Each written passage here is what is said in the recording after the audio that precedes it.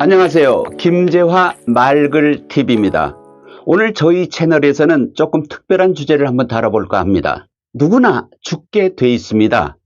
그랬을 때 그 묘소 관리에 문제가 뒤따릅니다. 물론 내 죽음 이후에는 내 자손이 내 유골을 어떻게 관리해 주느냐, 이런 것은 아주 중요한 문제입니다. 그리고 요즘에 장례법으로 특히 화장을 많이 하는데요. 또는 이전에 매장이 돼 있던 그 묘소 또는 공동묘원에서 개장을 하고 파묘를 하고 그런 다음에 유골을 수습해 화장을 해서 납골당 같은 곳에 봉안을 하는 그런 절차와 비용까지도 제가 말씀을 드려볼까 합니다. 저는 바로 얼마 전에 윤달이 끼어 있는 2023년 4월 초에 저희 아버지 어머니 묘소를 파묘를 해서 그분들의 유골을 수습을 해서 화장을 거친 다음에 납골당에 봉안을 해드렸습니다. 그 절차를 말씀드려 보겠습니다. 첫째, 맨 처음에 할 일이 납골당 선정입니다. 납골당이라는 것은 인체 유골을 보관을 오랫동안 해두는 곳인데요. 그 위치가 아주 중요하겠죠. 첫째, 고인의 고향이 중요할 거고요. 아니면은 자손들이 자주 가서 배울 수 있는 지리적 위치도 고려해야 될 것이고요. 또는 고인이 유언을 했을 경우는 고인의 고향이 비록 아니더라도 다른 곳에 안치를 해 드릴 수가 있으며, 그분이 사회적 어떤 지위에 계신 분이라 그러면은 거기에 걸맞는 장소가 따로 있을 것입니다. 가족 회의를 거쳐서 납골당을 어디에 모실 것인가 하는 것을 아주 심각하게 그리고 자세히 논의를 해볼 필요가 있겠습니다. 자, 그런 다음에 맨 먼저 화장 예약을 해야 됩니다. 화장 예약은 또한 내가 파묘를 할 그 묘소에서 가까운 곳에 화장장이 있다. 그럴 경우는 시립이건 사립이건 가리지 말고 그렇게 많은 비용이 들지 않습니다. 아무래도 교통 여건이 좋은 곳으로 모시고 가야 되기 때문에 계약을 해야 됩니다. 요즘에는 인터넷으로도 많이 예약을 받고 있더군요. 그러면은 개장 일시에 맞춰서 서류 준비를 해야 되고 화장 예약이 사전에 진행이 돼야 합니다. 자, 화장을 진행하기 위해서는 개장 신고 증명서라는 게 필요한데요. 이때는 화장 예약을 할 때 내가 읍사무소 또는 시, 군, 구, 읍에 가가지고 개장 필증이라는 개장 신고 증명서를 발급받아서 분묘의 사진, 묘소 사진이죠. 그 다음에 신분증, 그 다음에 신청서를 작성해서 관할지역 담당 관청에 부서에 방문을 해서 서류를 발급받습니다. 아무래도 아까 말씀드린 대로 분묘지와 가장 인접한 화장시설에 유골 화장 예약을 하는 것이 여러 가지로 편할 것입니다. 납골당에서 어느 날 파묘를 하겠다, 이렇게 날짜를 예약을 하면은 납골당에 있는 분들이 파묘 작업 인부를 우리가 원하는 일시와 장소, 그러니까 묘소의 장소까지 이른 시간에 오더군요. 그렇게 해서 3인이나 4인 정도의 인부가 작업하시는 분들이 오게 됩니다. 자, 이럴 때 아주 중요한 절차가 있습니다. 이게 물론 고유 전통이나 미신에 따른 것이기는 합니다만은 가급적 지키는 것이 후손으로서 마음 편한 그런 것이 되더군요. 왔습니다. 우리 후손과 그리고 파묘할 인부들이 왔습니다. 여기서 바로 들어가지 않고 유족들이 모여서 예를 갖추는 절차가 있습니다. 제사죠. 저는 저 김재화가 저희 아버지, 어머니 묘소에 파묘를 주관했기 때문에 제가 주관자가 되는 것이었습니다. 우선 파묘관에 주변이 시끄러워질 수가 있는 것이죠. 석관일 경우 소리가 상당히 크게 납니다. 그리고 아무래도 인부들의 연장 놀림이 있으니까 다른 사람들이 봤을 때 저게 무슨 일인가 또는 그 소리가 날 수가 있어서 가급적 새벽 시간을 택하는데요. 그러지 않아도 새벽에 일찍 인근에 일을 하러 온 사람이 있을 때 놀랄 수도 있습니다. 그리고 또 이건 미신적 이야기입니다만은 산신이 노하지 않게 산신제를 먼저 드립니다. 그리고 나서 고인께 제사를 지내니까요. 사실 제사를 간단한 제사지만 2번을 드리게 되는 것이죠.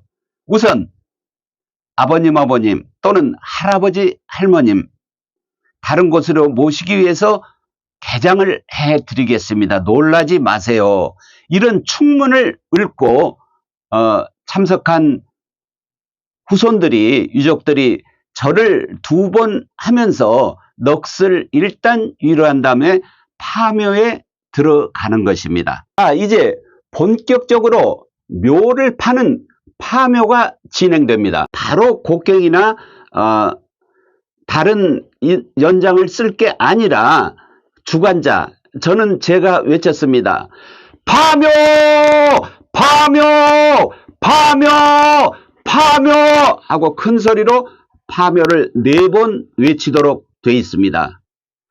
이렇게 큰 소리를 내서 파묘를 알리는 이유는 묘지 주변에 있는 사람들에게 이곳에서 파묘가 진행되고 있으니 여러분도 좀 엄숙한 마음을 가져달라, 이런 안내인 것이죠.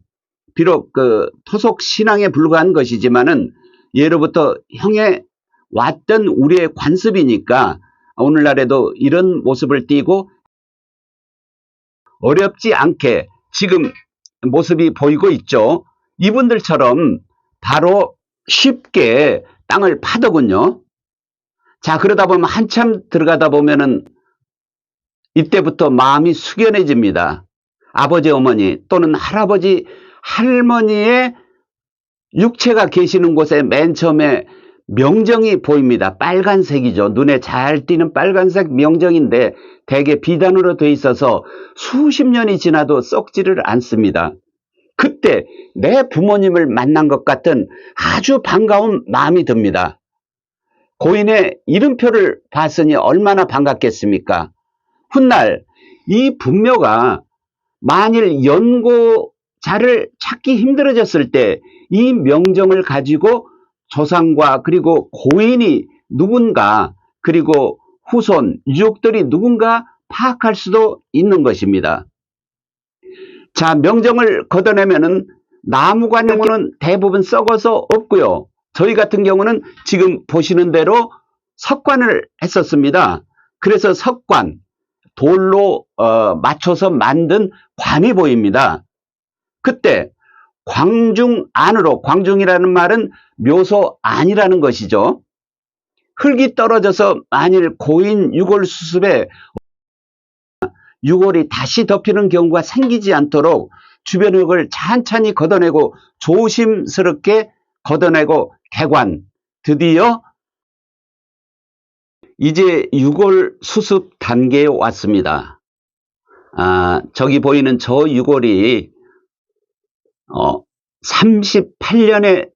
8년 전에 돌아가신 저희 어머님 유영자 임자 어머니께서 남기신 유골이고요. 그 다음에 24년 전에 돌아가신 저희 아버님 김경자 섭자 아버지의 유골입니다.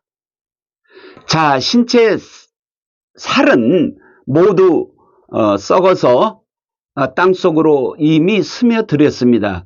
육탈을 한다 그러죠. 유골만 남게 되는 것입니다. 대개 몇 년 뒤이면은 이런 상황이 생깁니다. 자, 그대로 남아있는 고인의 유골, 지금 보고 계시는 대로, 자, 이런 경우에는 혹시 수의가 아직 남아있는 경우도 있거든요.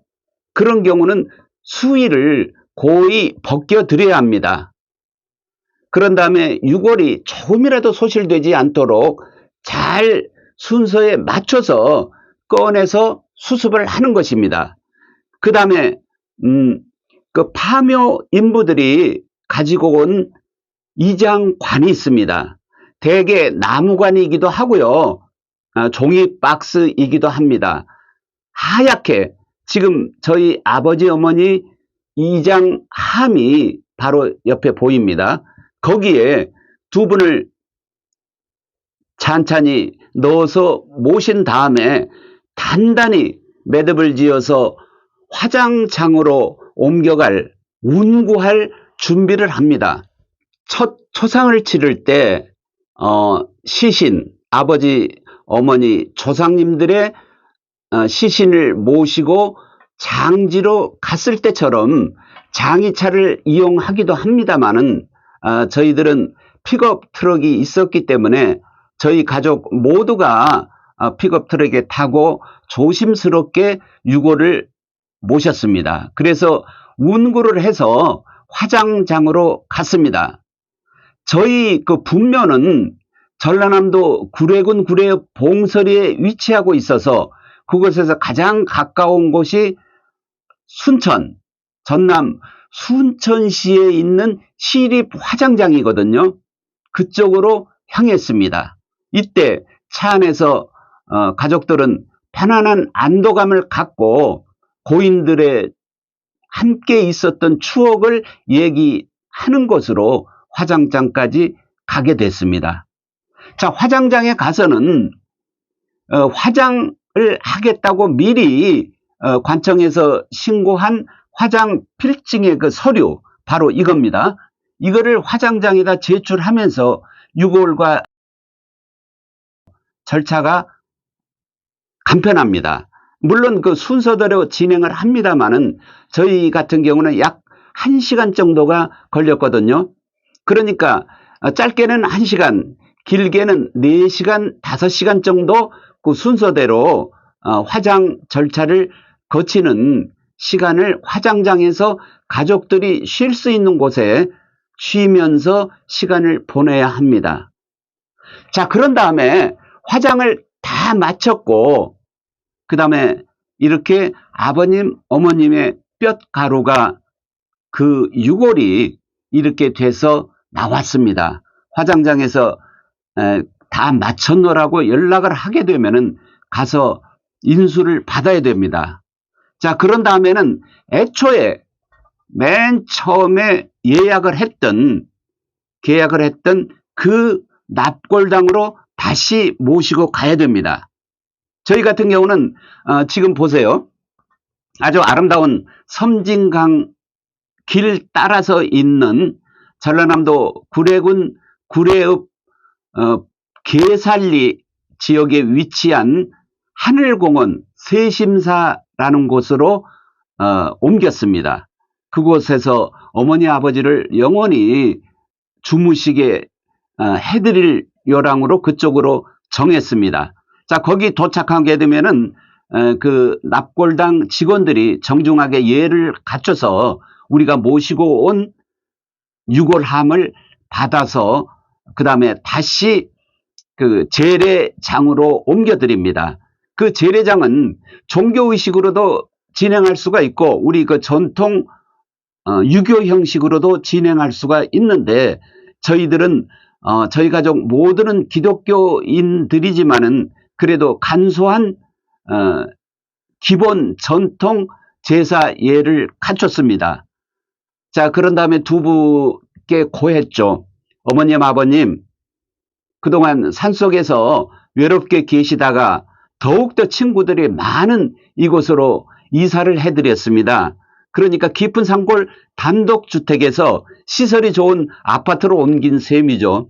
이곳에서 이웃들과 즐겁게 지내시면서 편히 쉬시면 좋겠습니다. 이런 제를 이 절차가 다 끝나면은 이제 납골당에서 마지막 인사를 드리면서 이렇게 안치된 어머님 아버님 흔적을 한 번 더 마지막으로 쳐다보면서